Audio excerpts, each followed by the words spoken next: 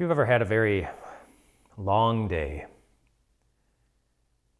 followed by a very hard day, and then another hard day after that, and another hard day after that, and another hard day after that, and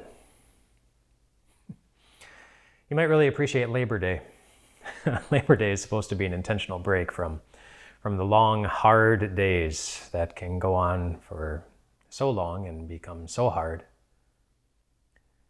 that you sometimes wonder if it's ever going to stop, and sometimes wonder if you're going to have the strength to keep going when you know you need to.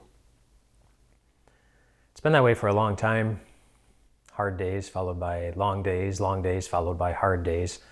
In Joshua chapter 10, Joshua is leading the Israelites on their way home to their promised land, and they're in the process of eliminating all the barriers that were standing in the way between them and the wonderful land that God had promised them. And they had just had a very long day, maybe the longest day in the history of the world, literally.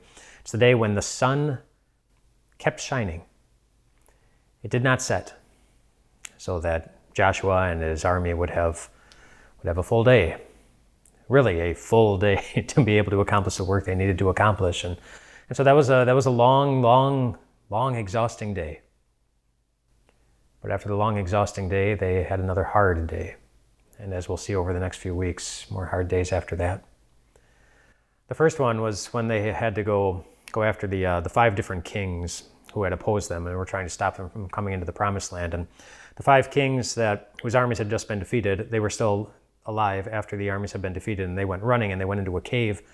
And Joshua gave his people the instructions. He said, go to that cave and cover it with rocks. And he said, and don't stop there. And then he gave them a few more instructions on what they were supposed to do. But I think it's significant that he told them, don't stop. I think the only reason he would have told them to not stop is because they would have been tempted to stop. Because you know how you feel after a long day. And if that long day is harder than you were expecting. And if there were surprises along the way that you never would have thought of or imagined. And then if at the end of that long, hard day you look back at how you handled things, or the words that you said, or the words that you didn't say, or the tasks that were left undone,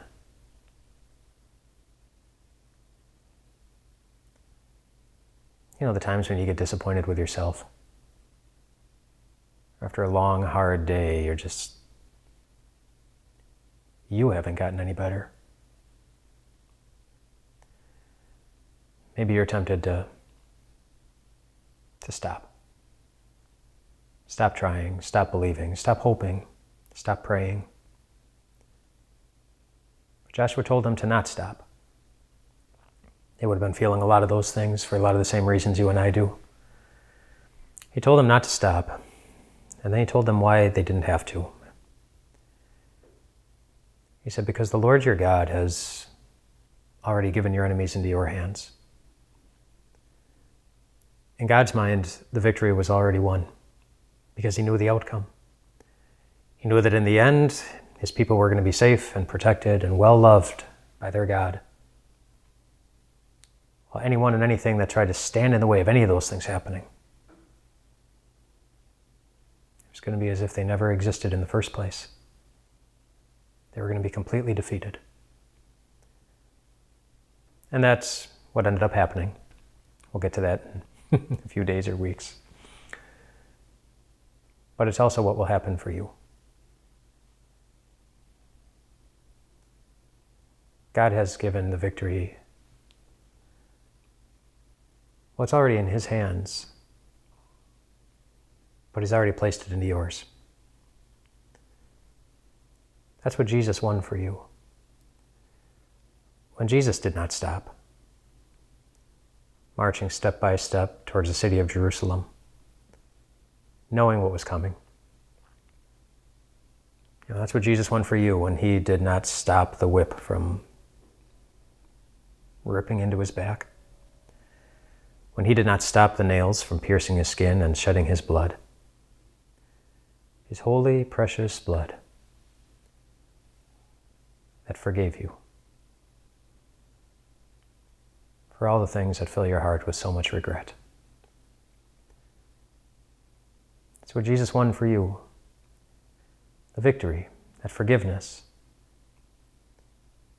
when he did not stop hanging on that cross until it was finished.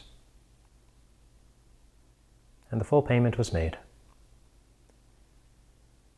And there was nothing that was going to separate you from your Father in heaven ever again. The victory is what Jesus won for you when he didn't even stop after he died. He came alive again to show the whole world that when God makes a promise, not even death is going to stop it from happening. And God has most certainly promised that the victory Jesus won belongs to you. That the enemies that he defeated for you. And that the God who did not stop doing all that was necessary to accomplish those wonderful things, he still does not stop. Watching over you, loving you, guarding and guiding your life, and being so gracious every step of the way. You are always safe in the hands of a God who does not stop loving you. Rest well tonight, my friends.